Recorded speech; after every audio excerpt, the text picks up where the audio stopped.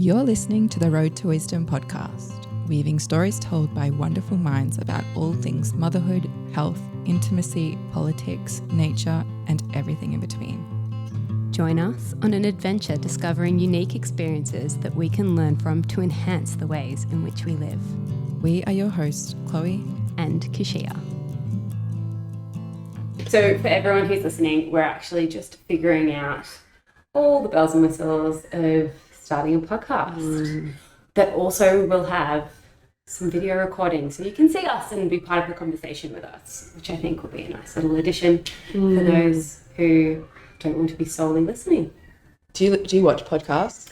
I watch snippets of podcasts, yeah, but on Spotify you can watch them every now and then. Sometimes it's nice to see the person that you're talking to. Totally. Yeah. I'm a podcaster. I mean, like a listener, I should say, when I'm in the car.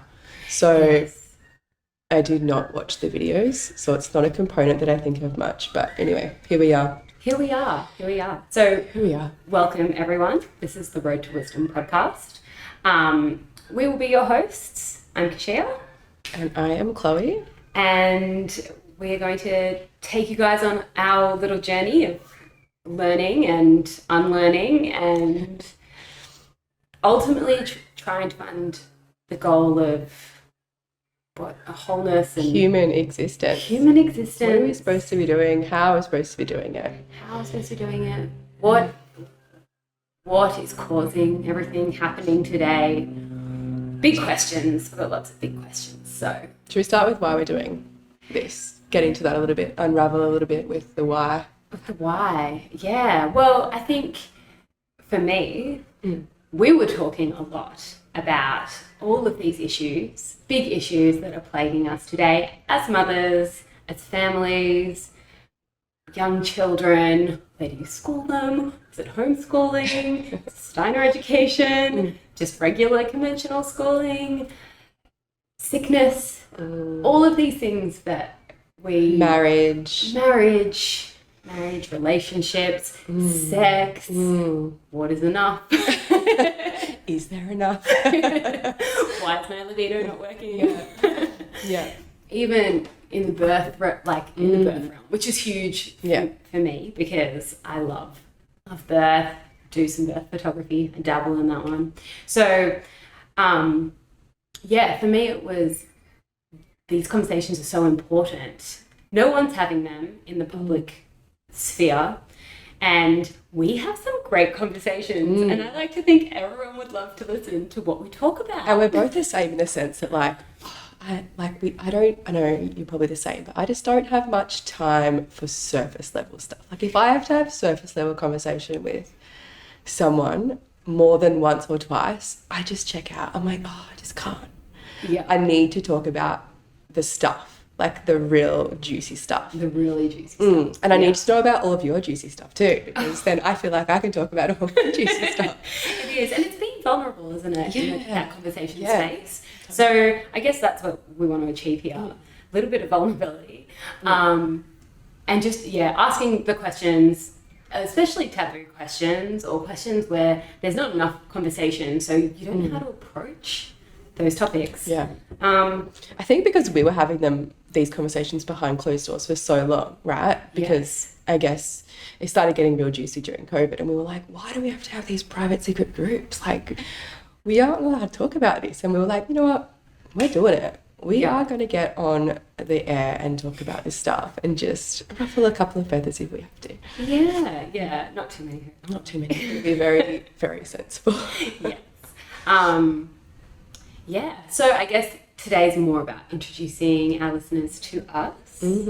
So I'll interview you first, Chloe. Okay. Excellent. Well, let's get started with really simple, easy going your past.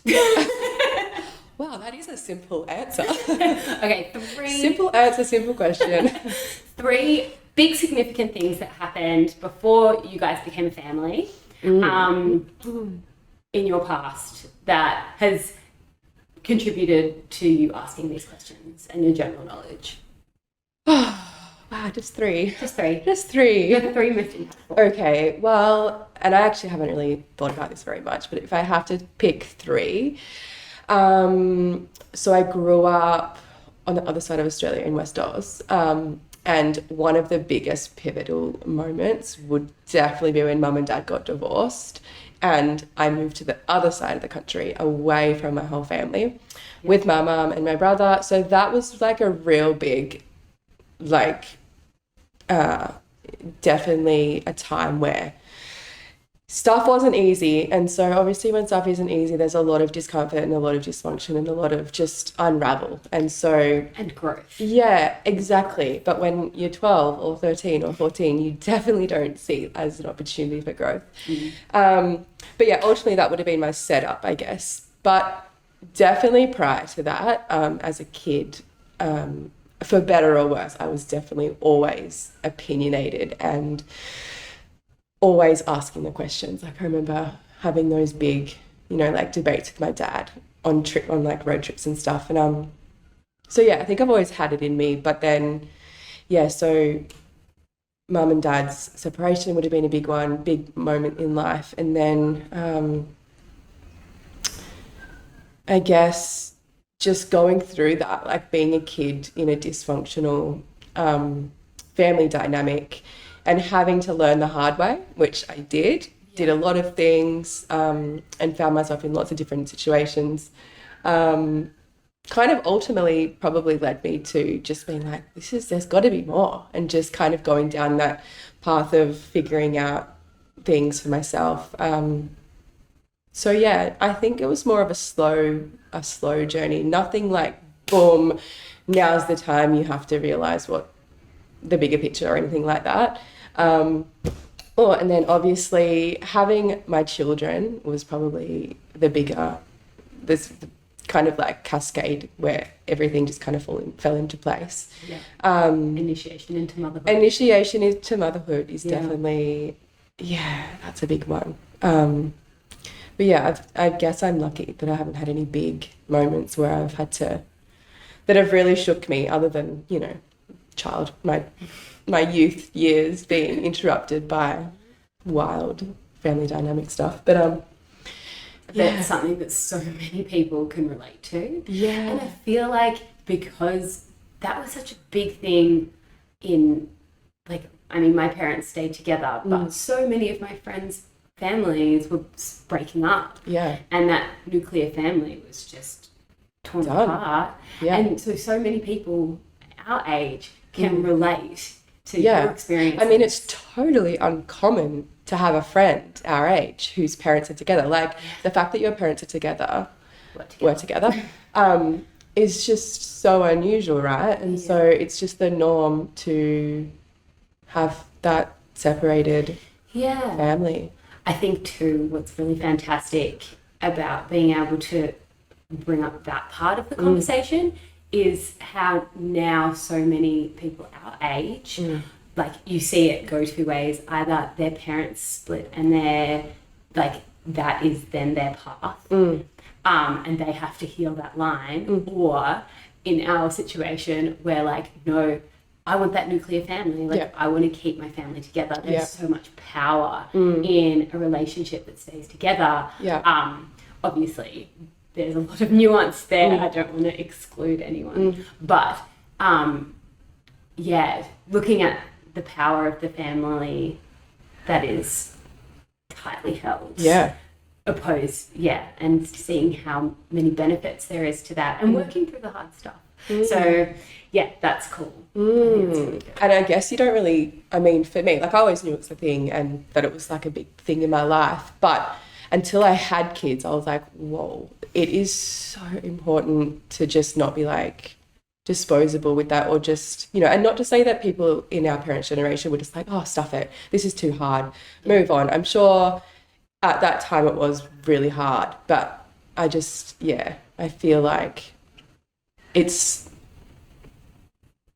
They didn't have the tools as well. Exactly. So I think, like, one of the things, and I'm sure you can relate to this, in my relationship, we have had that many breakdowns and then rebuilding moments. And each time we've chosen to rebuild. Yeah. So the breakdown happens for whatever reason, and we've chosen to rebuild. And to do that, we've had to do research and listen to other people going through it, talk to professionals. Whereas I don't think that was around. It wasn't around for our parents' generation. So there was a lot of shame around it, right? Like I can't imagine women being able to get with other women and be like, hey, what's going on? Like, are you experiencing this? Anyway, we're going to get into that. We will get into that. A lot. Juicy topic. Hopefully. Yes. Yeah, it's such a big one. But yeah, here I am. Here you are. Okay, so initiation into motherhood. So I feel like I do know your story a little bit, but for our listeners, our stories are quite similar, where we both got pregnant and there was no initiation. There wasn't really a calling in of your child when we were both pregnant. There was no holding that space and dropping into the last days of your maidenhood before you were mother, these really sacred rites of passages.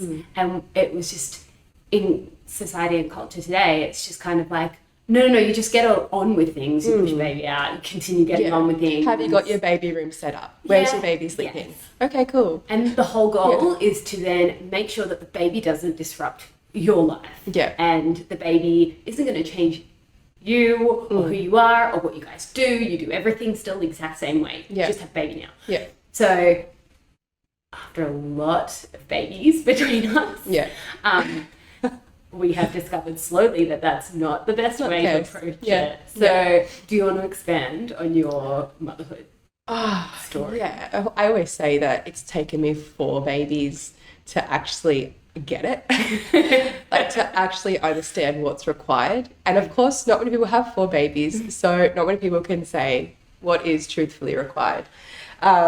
Maybe we'll never know. I mean, I feel like I could still keep learning. Yeah, I know. I always say, like, if I had a 5th baby, that would be the perfect. That would be the number.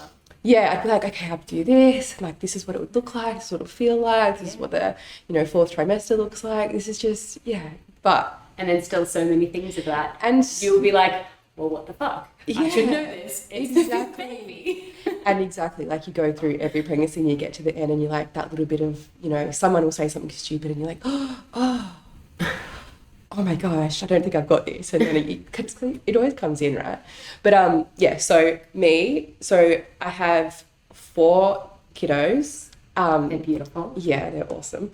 My oldest is 7, almost 7, which is like, it's tripping me out right now because it's the first 7. Yeah. The first cycle done, and I'm like, I hope I did a good job. Like, I hope you're okay. I hope you're going to be okay. But that's why we have 4. Yeah. Hopefully by the 4th we've nailed that first 7 years. Yeah. Apologies to the first. Sorry about all the stuff I did. And then our youngest is 1, just turned 1 at the start of the year. Yeah. And so, that's a lot of babies in a little bit of time. That is 7 years of non-stop breastfeeding, the 7 years of just fully... 8 years of pregnancy or breastfeeding. Yeah, it is. It has been real. But like I really didn't have any idea about, what I was doing. Like when I got pregnant, there was definitely no one around being like, supporting in that way that is necessary. Yeah. And so, I mean, I was really lucky to land, my mother-in-law and partner, Brenton, were just randomly stumbled upon the midwife's office that I found. And she was kind of like the perfect mid-range. I mean, I already had core beliefs when I met her, but ultimately I was able to just have a really normal experience with with my first, the birth of my first baby and birthing of the mother experience, which we'll go into detail maybe. Yeah, and just to touch on your core values, so you've got quite a bit of education behind you. Would you like to share that with everyone? Okay. So So just before I started having the kids, so a couple of years prior to having Birdie, Yep. I started studying a health science degree to become a naturopath. Yep. And so obviously when she was born and kind of like towards the end of pregnancy, I dropped off because it was just a lot. And ultimately I kept on trying to go back to it after she was born, and it was always just such a tug of war. I was like, oh, I really want to do it. Oh, I really am in the, like I've got a baby. And I actually thought that it was more important for a little while there to finish it. Yeah. So I would be, so not present with Birdie and trying to hustle. And I had everybody being like, oh, when are you going to, you can do both, you can do it, blah, blah, blah. And so I had do it all. Do it all. You do it all. Just do it all. Women should be able to do everything. And so... And we can. We're not saying we can't. Yeah. We absolutely We're can. 100% At the capable. detriment of everyone. Watch your family go under if she make her do it. No.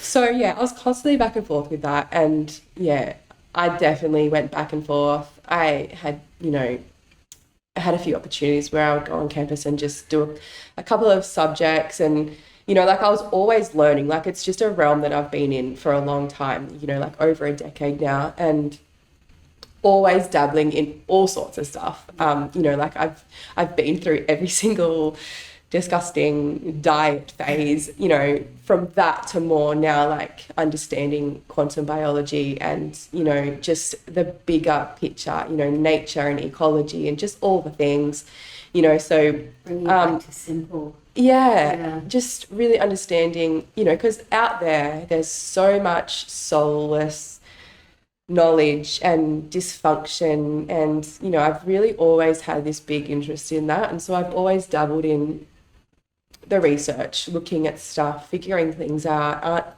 trying to answer the questions that I have, and so tying that back into becoming a mother or birthing.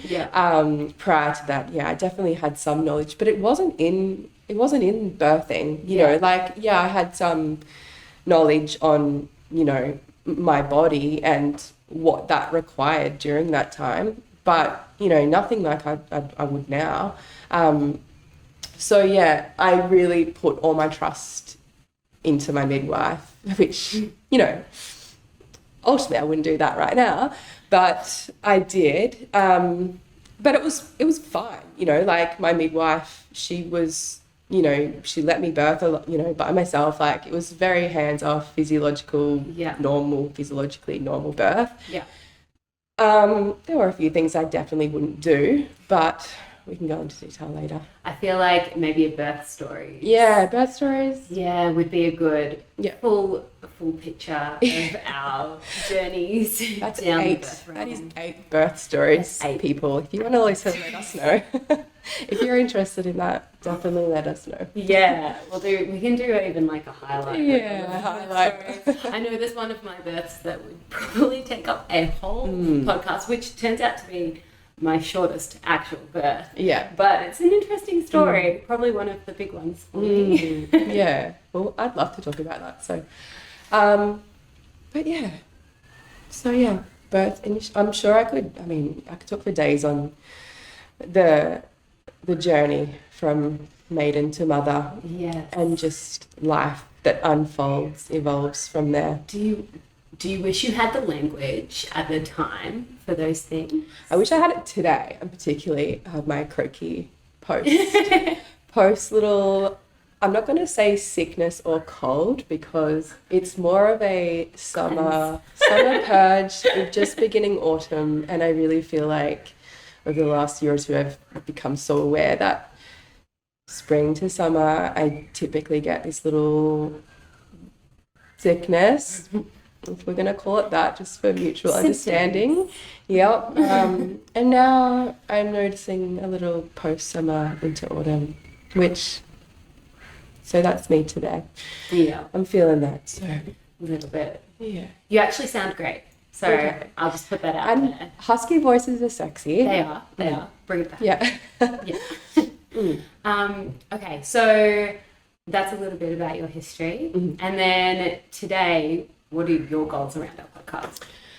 Oh, yeah. So I feel like we both have such common interests. Like we've got so many things that align, but we definitely have a little bit of, we differ a little bit in the sense that a lot of my, the knowledge that I always dwell in is, you know, much more like alternative health and just all those really nerdy things relating to that. And then you pull in this beautiful element of, you know, from the ground up, like raising children, and, you know, like you're really into Steiner education and what that actually looks like from the big picture, not just, you know, black and white Rudolph Steiner principles, but, you know, the nitty gritty of it. Yeah. So I think tying all of that in, plus our personal experiences, and not just our personal experiences, but tying in other people that, you know, we really admire and respect, their stories and their knowledge. And I think combining all of that, just, you know, because there's so much disconnect, right? And so I'm always like, what is going on? Yeah, I Like, guess what is going on with people? between culture Yeah. and the culture that we were brought up in and how our parents raised us, essentially in this culture, Yeah. is so different to what actual health and well-being looks like. Yeah. Oh my God. It's so yeah. different, and there's so many discrepancies, and every day you find more and more. Yeah.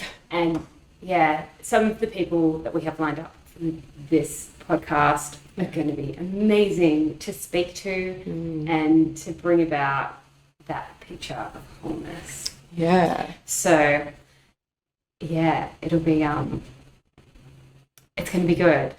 Yeah, I think we just ultimately want to paint a picture of, you know, I feel like we're out of line, not out of line as in like we've been naughty or anything, but like out of the line of nature, like the laws of nature, and just how things flow effortlessly in life.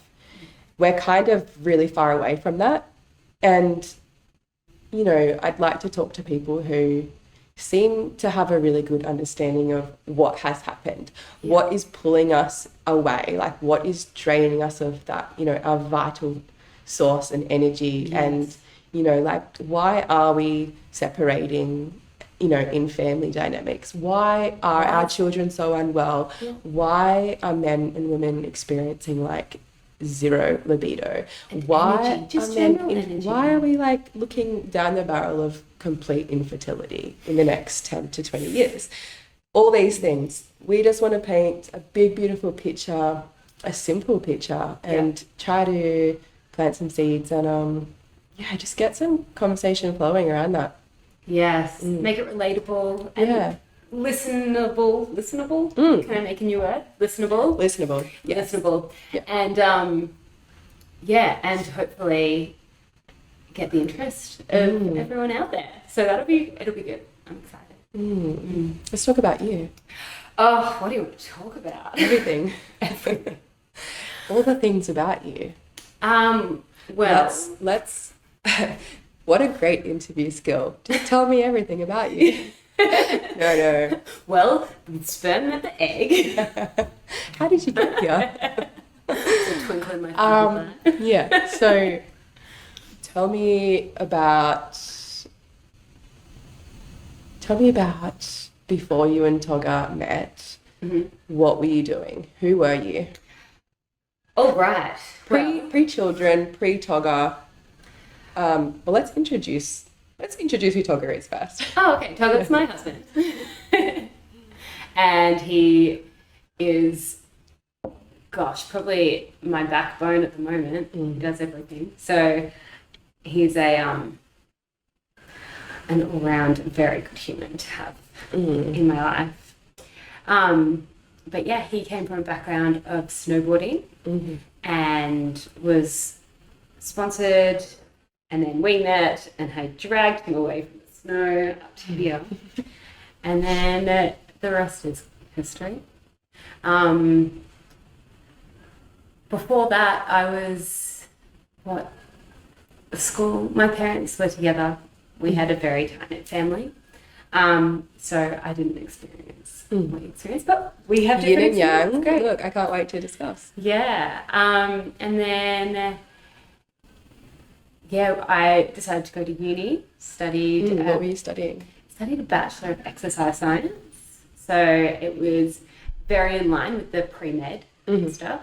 And then went on to study physio. Got halfway through that degree and decided that it wasn't for me.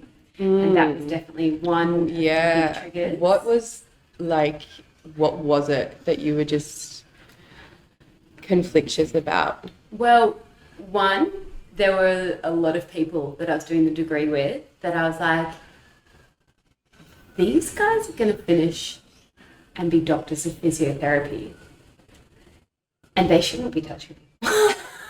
So Okay, elaborate. There's some people in my degree who were fantastic and very knowledgeable, and I think a handful went on to do medicine. But for the most part, I feel like when you're touching someone's body and you're working with injuries, you need to be intuitive as well as knowledgeable.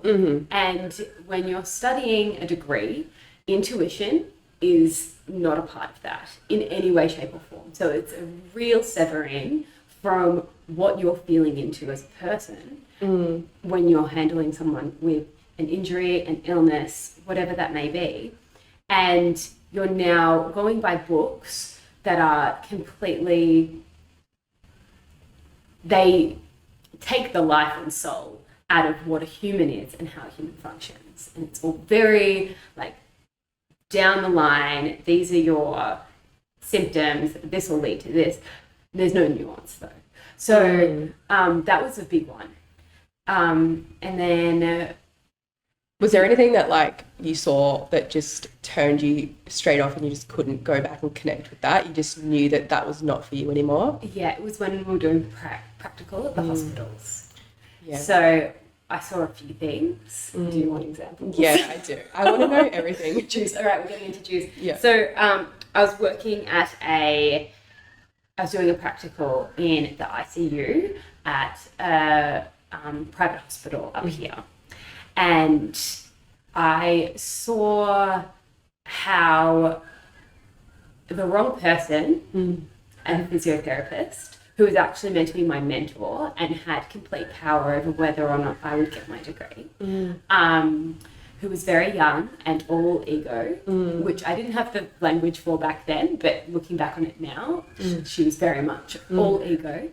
And with that and a lack of discernment, she was able to put someone who was in relatively bad health on their deathbed. So it was a bad decision after bad decision, and her power over my degree and also one of my peers' degrees, yeah, it was pretty full on. And so she would be instructing us to do things that I had peer-based reviewed and peer-reviewed science. Oh my gosh, excuse my Tongue ties.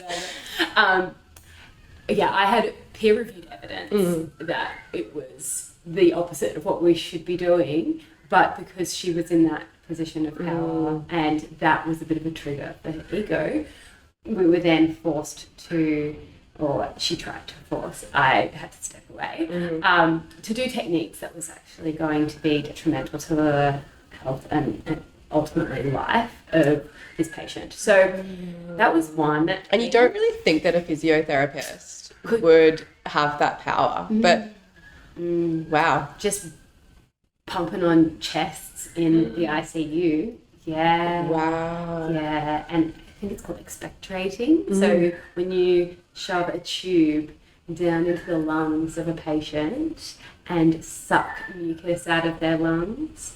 And I found a study that showed that this actually holds people in ICU for longer. So practices like that, which were outdated and yet they're still being used in hospitals. And there's a lot of that, isn't there? Since obviously, and especially in the birth world. Oh gosh. It's mind-blowing. It's huge. So that was these were like just little things that added up. How they treated elderly in the hospital, and there was some really heartbreaking things where you're like, why is this person being treated that way when cognitively they're fine and they don't want to die in a hospital, they want to die at home. Yeah. So how, anyway, there were a lot of little triggers. Sorry. No, I was just going to say, like, do you feel like you've always been, tapped into your intuition as a younger, or like as a child? Was that fostered within you? Or like, what were your parents like? Are they like into health?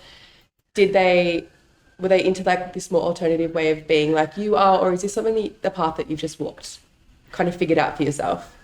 A little bit from column A and a little from column B. Yeah. So my mum was very much trust the professionals. That was her way of handling things. I think we were at the doctor's office every other week for a snot, sniffle or a cold. Yep. We were vaccinated. We were all the things. And my dad looked more into the alternative side. So he grew his own organic wheatgrass, and we would have wheatgrass shots every morning. Yeah, juice shots. And I mean, my dad was really into Anthony Robbins, Robert Kiyosaki, all the greats, Joe Dispenza, and he, when I was 11, I told you this on the last time we tried to record this podcast, and it wasn't good. Really glad that we're not professionals at this. I'll repeat it. You'll glaze over, but I'll repeat it because it's out there. So my dad took me to an Anthony Robbins seminar when I was 11 years old, where we were run through, it was a 3.5 day or 4 day seminar. And we spoke about, like on the first day, it was like all on hypnosis, how we can self-hypnotize and we have control. Like his big thing was, the power of your mind, the control you have over your own body. Anyway, 11 years old, ended that at 2:00 in the morning and walked on hot coals, 3 meters. Do you have any photos of this? I would love to see it. No, probably not. No one took cameras then. No one had iPhones. Yeah, no. And it was 3:00 in the morning, I think. They didn't have like professional people taking shots of people walking across hot coals. I wish they did. But it was the second time my dad had walked over hot coals. So I actually have photos of him doing it, I think, when he was like in his 20s, in a leather jacket and high-waisted Levi's. Of course. I'll find that one. He wasn't just a health nerd, he was a cool health nerd. He was a cool nerd. He loved being a little hardcore. Yeah, hardcore nerd. Yeah. So he did that, I think, in the backyard with some friends, just walked over hot coals. And then he's like, you know what? I'm going to take my 11-year-old daughter to do this 20 years later. Seems like a really good parenting thing to do, right? Fantastic. But I actually went vegetarian from that. Oh my gosh. I know, because the last day was all on food and and Anthony Robbins was obviously vegan at the time. Yeah, right. At the time, he's not anymore. Yeah. But so I went vegetarian after that and stayed vegetarian. So like you ultimately had a fair amount of seeds just waiting to kind of rise out of you. So you've always had a bit of an influence. And so when you're putting that because I've had that like health side, but not really knowing that that is ultimate health. It's just things that my dad did that were a bit crazy and out there, but awesome. I hope that's what my kids think of me. Like, Mum was so crazy. She wouldn't let me watch the TV without wearing these stupid, colourful glasses and stuff. My kids are like, we never get to watch TV. Just flat out no. It makes me, like, always stare at the sun. It's really hard. But now I get it as a 45-year-old woman. I hope that's all I can wish for in this life. Oh, it's so good. But then, and then my education was, like, kind of dragging me into that. You split off from your intuition. You split off from that, like, that ultimate health. It's all up here. Yeah. Everything is up in your head. And you need to follow the rules and guidelines and a lot of paperwork, a lot of, like, boxes to tick. And I hear that, like, I know a few people who work in, that world, and as much as they're on the other side, like very pro-science, pro-medication, the whole thing, they're still like, wow, there's a lot of boxes tick and I couldn't make this decision and there's so much wrong with it and there's, so I feel like I wonder what would happen in that world if people were left to just use common sense and to just think and less ego. see things from a holistic perspective, and not holistic as in woo spirituality, but although that plays an important part.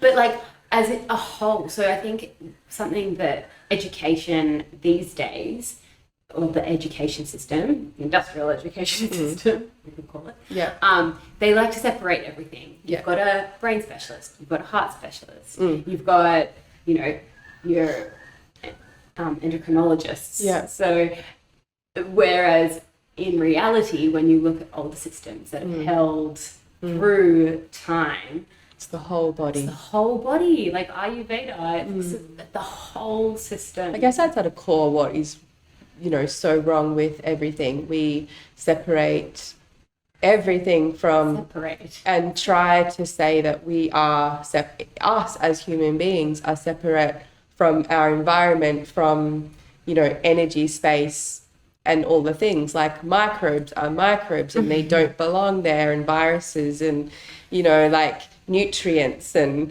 it's like it doesn't actually belong in. We can't actually have that mindset anymore. It's like we're going to expand on that. We'll expand and we'll bring on people. I really want to get into the nitty-gritty of this, but I also want to have a voice because I feel like I'm not going to do it any justice. But so much to expand on that. But ultimately I feel like you must have had such a undercurrent of seeds and thoughts, and when you faced your degree and the reality of that, it would have been easier for you to be like, no, thank you. Yes. And then motherhood was a whole other expansion, shake up, all of it. So went into motherhood, like I said earlier, with just these kind of blinkers on, like, oh yeah, I'm disconnected from my baby and what my body's doing, and every time I looked down at my belly growing, I was kind of like, like, oh my god, that's not what it looked like before. And will it go back? Like these were the most important things. Oh yeah. In my what is wrong with my nipples? Yes, they're getting darker and darker and darker. Are they going to go back? Oh gosh, the important stuff. Right? I mean, I wasn't into the whole baby shower thing, but we just had like all our mates come round, and there was like a bit of an acknowledgement that there was a baby about to be born. But let's make it fun and hip, and like that's what we did too, and I regret it. I know. And we took some photos. And you know what's interesting? Like I feel like all the people that came to we didn't even call it a baby shower. I felt like there was like this shame or something around like even having we had our first baby when we were 26, and I feel like no one was having a baby then. And that's old in reality of reproducing, and the generation before us and before that. But like none of the people that were present are even in our life, really. I mean, like maybe one or two, right? And I feel like that's just as weird. Like there was nothing, like it just goes to show, it's not weird, it just goes to show how much you evolve and grow and just completely change your whole world. Like once you have a baby, you no longer start associating yourself with certain people that you were, or you find that you have different ways of doing it. It's just like a whole new... It's harder too. It's such a rebirth. Like before you have kids, it's like, hey, you want to go have coffee? Yeah, let's go. And then you have one child and you're like, yeah, I'll be able to do that. But just give me half an hour because I just need to pack this bag and get ready and make sure I breastfeed and make sure the nap is changed and then put them in the car seat and then I have to stop the car and give a feed, which is all stuff. And if you're doing that, by the way, you're actually killing it as a parent. You're doing. I did not do any of those. I was like, oh, just wing it. And then like, oh my God, the baby's on, I've got to go. Well, I just never could get there as fast as I used to be able to. And then all of a sudden, people kind of just stop inviting me to places and to things. Like I couldn't go out. And that's why we're friends now, because we both have 4 kids. You don't get friends if you have 4 kids. No, and and you don't get invited to even like the family dinners anymore because you have four kids, and all of a sudden it's 6 people. Like, it's a party. But I think we're prepped for the next pandemic when it's a 2-family household. We got a party. We are going to have some fun. Not that we ever didn't, but anyway. Yeah, right. So obviously we both have 4 kids. But if we haven't mentioned that we haven't mentioned that we have 8 kids. 8 children under the age of 8. And we recently went on a family holiday together to the Great Barrier Reef, or the very south end of the Great Barrier Reef. And I still tell people about, I'm almost like, hey, have you ever had 8 kids at the Great Barrier Reef and went snorkeling? Because we did.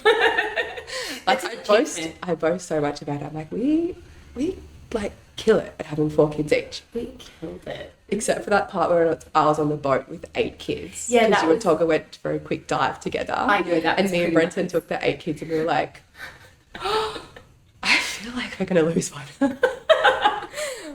I couldn't believe. I was so impressed with that. Yeah. It was really good, and also very appreciative because that is huge. Yeah, that was so much fun. Anyway, but yeah, our similarities, we have similar interest in like child education. Well, definitely similar interest, but we're definitely taking different paths at the moment. You're very much aligned with your Steiner. Yes. Steiner Yeah. philosophies. Well, trying to. It's another learning. I think it's fantastic though. And one of our first guests is going to be Melanie Deckholtz, who will expand on that 7-year cycles, and just it's a really beautiful way of looking at the young developmental periods of the child. So yeah, but then also your current situation is... Okay, to wrap up where we're both at then. So I didn't mention, but I've quit my degree recently, which I'm really excited about.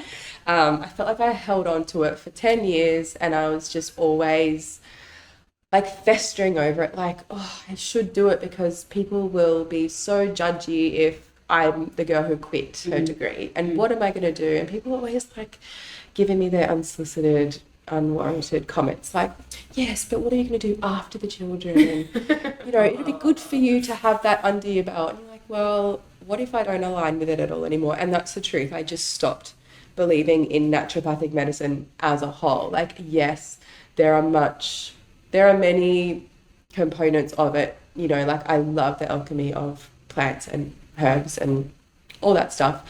But the truth is, it is not being used that way. It's basically, I call it just an extension of a general practitioner at the doctor's. You're just paying a lot more money and you're really just getting somebody who's looking at reducing your symptoms, but with supplements. And they might tell you to change your diet a little bit, stop eating dairy, whatever it is. It's just not the answer. And I just saw beyond that. So I stopped aligning with it. And I also wasn't allowed to go back to clinic because of some rules that they made. And I just found that I wasn't able to partake in that anymore. Yeah. So as soon as I decided to make that call, I have found myself just seeing other things that I've had on my list as much more accessible. Like I actually feel freer. So, there's this and a whole bunch of other projects that I'm dying to get on. Which is very exciting. Yeah, which I'm really excited about. And so, not doing a degree is fine. And I'm so at peace with that. Yeah. And obviously you did the same thing. I did. And are doing... A while ago now. A long time ago. So you're so much more ahead of me. I don't know. Well, I feel like we're... But I'm a Libra. It took me 10 years to make that decision. It's just what Librans do, okay? I knew it was good for me. I just couldn't make the decision for 10 years. But you did the same thing. And now working in something totally different. Well, I do birth photography. Which is like amazing. Yeah. No, and also within our business of wedding photography. Yeah, so you and Togga have a photography business. Yes. Yeah. Yes, and it's brilliant. It's so lovely to be able to be there for that period in people's lives, that initiation. And it's really funny because the way I always viewed marriage was like, it's just a piece of paper, you don't need it, like marriage, it's so outdated. Yeah. Everyone should be able to get married. I was very on board with, like, I'm not going to get married if there are people who are excluded from being allowed to get married. And then after being in the wedding industry for so long, there is a lot, don't get me wrong, there's a lot of it that is just commercial consumerism. Yeah. But the essence of a wedding, and it makes you cry, like most of the time, every now and then, like, you might see some things and you're like, You're like, oh, hang on, are they getting married? For the most part, it, like, I get teary at weddings because it is, without people even all that realizing. love, how can you not? And it's just like, it's a joining of two souls. Yeah. Like, it's so much more than just that physical level, and the commitment part of it, and like the power around making that commitment. Yeah. It's so beautiful, and I feel like it, marriage got taken from that into what it is now, which is flowers and catering and the right cake, the right dress, the right outfit, which are all fun things. And sure, you can go into those details, but the really important part is that ceremony. The ground part of it. The ground part of it, the reason why. And that's really cool. And so after seeing that, me and Tom got married after 10 years. Maybe me and Brenton need to go to more weddings. We're not married, but No, we're married in the weddings. sense that we have 4 children together, but also like... And your entire lives are interwoven, like a marriage. They are, but I would really like to get married, but I also... Like, I'm disconnected from the meaning of it, right? Because my parents were just like, oh, we'll just get divorced, no worries. And, so I just kind of, well, what's the point of it? Because you need to get divorced. And I saw so many relationships break up, and it's like, well, what's the point? Yeah. But yeah, I think bringing that ceremony back into the birth space, back into marriage, back into these rites of passage that we take, and the meaning has just been sucked out of it. The soul and the life has been sucked out of it. So yeah, let's Return. Let's go. Let's bring that really rich, nourishing, meaningful tradition and purposeful things. Yeah, ways of being. Rituals, and we don't even know what they are, so we're gonna find that out here. Talk to the right people, hopefully. Yeah, and we'll take that long road there, because it's such a journey, right? You feel like, I see people who have taken like a 3-month course in nutrition or something, and they're like suddenly professionals in the realm of wellness, and you're like, no, and awesome that you've done that, but you're like 2 decades away from even scratching the surface. Yeah.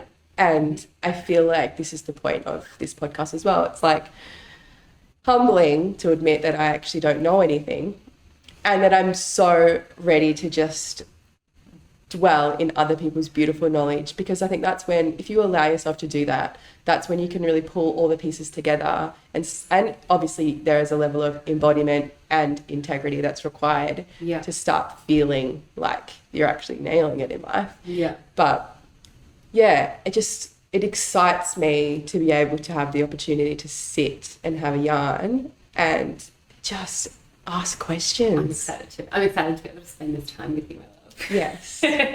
Every day, please. Yeah, I can't wait. Yeah, so we would love to hear from our listeners, actually. And let us know what you want to hear, and we're definitely up for controversial, taboo subjects. And I know I have a lot of behind closed doors conversations with women I don't even know on Instagram, just being like, giving me a little pat on the back, like, yeah, let's talk about this more. So let's talk about stuff. I'm also really interested in intimacy and sex life, the juicy shit. So we'll hopefully get some good speakers in on that, because if you're in a monogamous relationship and you have 4 kids or a child, even child, it does. It impacts that, and I think it's a really important part of life, and again, bringing nourishment into that, and feeding it, a bit of recharging, ritual and yeah, ceremony. Yeah, all of these aspects Feeding of our lives on a deeper level. I think you can just everyday life ends up being bloody awesome. Magic. Yeah. Yes. Well, I think we'll wrap it up there. I'm sure we could talk about ourselves for longer. Yes. But throughout our podcast, you guys will get to know us better and better. Pretty well. So thanks for tuning in to us. Any last words before we wrap it up? No, it'll be good. We are so excited. It's going to be great. All right, sending lots of love out there, and ciao, ciao. Until next time. Thanks for tuning in to the Road to Wisdom podcast. To join the journey, you can follow us on Instagram at theroadtowisdom.podcast and at www.theroadtowisdompodcast.com. Don't forget to subscribe and leave a review. We look forward to seeing you next week with more juicy content.